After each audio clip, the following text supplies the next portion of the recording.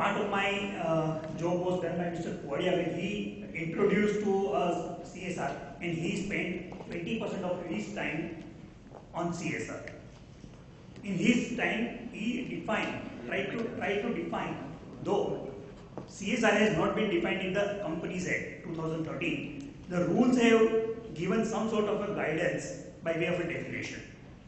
And it is very clear that the CSR is not a charity or mere donation.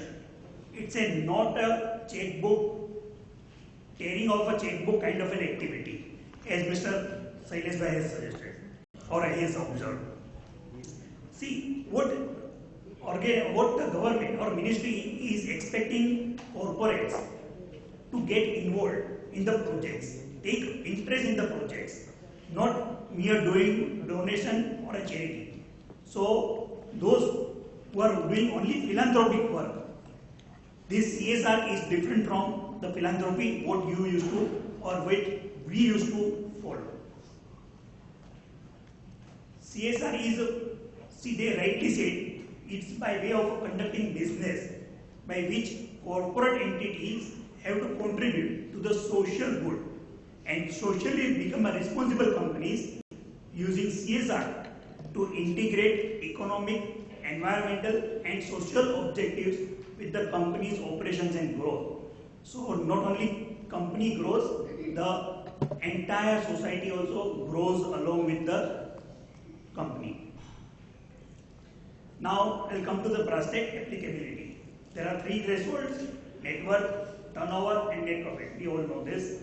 And the central government has announced that the CSR rule will be applicable from the financial year 14-15. For every financial year, CSR spending would be computed as 2% of the average net profit made by the company during every block of 3 preceding financial years. And this net profit, how it has to be computed?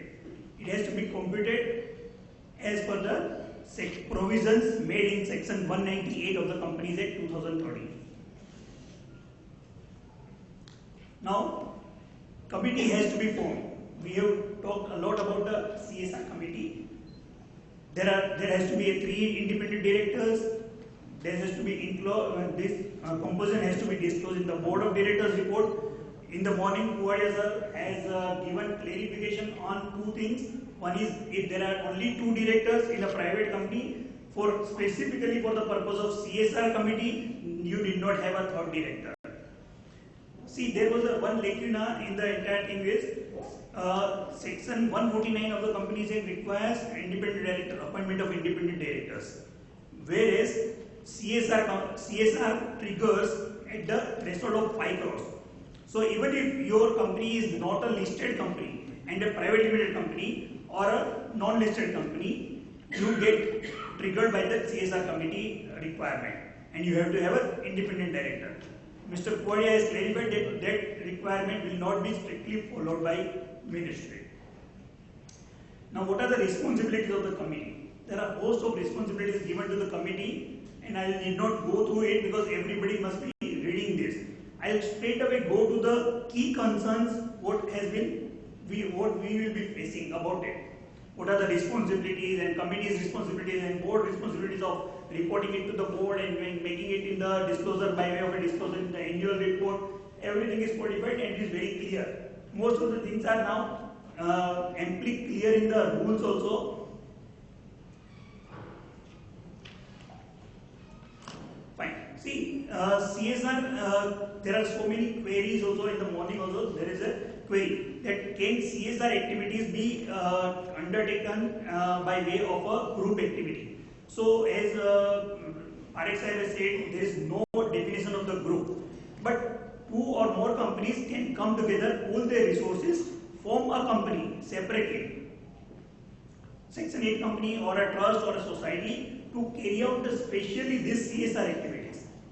They can have their own independent committees, but they can have their resources pooled and have a simple or one single project for doing their CSR activities. You have to adequately report in your financial, in your policy decisions, in your reporting to the committee, reporting to the board, and disclose in the annual report.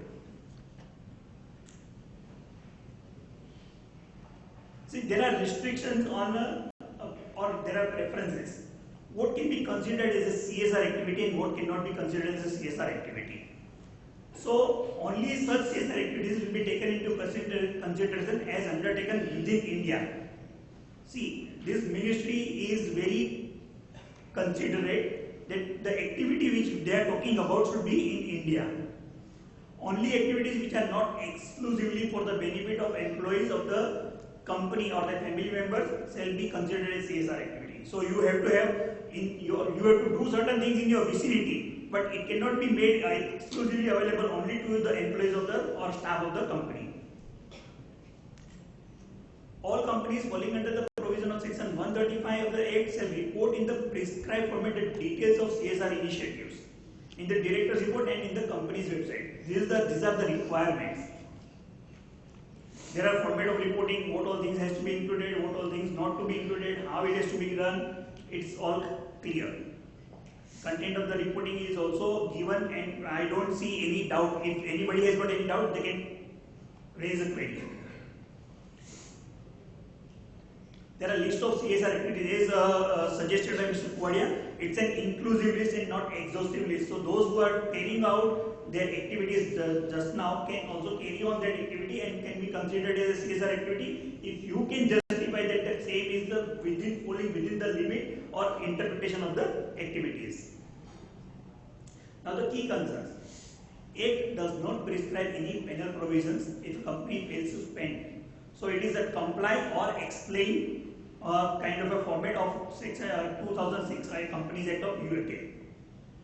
The threshold limit of 5 crore net profit for applicability of CSR requirement in comparative terms seems to be on a lower side vis-a-vis net worth and turnover thresholds of 500 and 1,000 crores.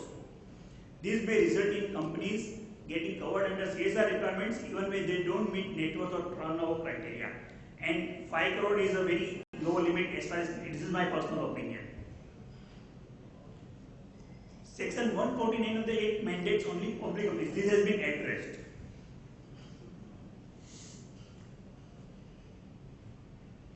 It is not absolutely clear whether a company will need to create provision in the financial statement towards unspent amount if it fails to spend 2% amount of the CSR activities in a particular year. See, there are provisions, this is pertaining to your Income Tax Act and accounting requirements. If a company get away with an explanation in the board's report and did not make good past shortfall in the future period, there may be no need to create provision. However, if the company needs to incur the amount currently unspent in future periods, legally a provision in accordance with AS 29 may be needed. This is again an interpretation which needs clarification. And ministry has invited your suggestions. So please, whosoever has got any suggestion in this regard, put it forward to the ministry. They are working out with so many things, and they will come out with the solutions. Now there are taxation aspects, whether CSR expenditure is obligatory or not, and would affect the allowability of expenses. Whether CSR is a charge or a appropriation of profits. Whether it will attract under section 37 of the Income Tax Act. It will be deductible. Whether any capital expenditure made by the company will be considered as a capital expenditure for the income tax purposes. These are some of the issues which needs to be taken care of. Now for this, the entire corporate world is looking towards CBDT including ministry, and we need some clarifications on this.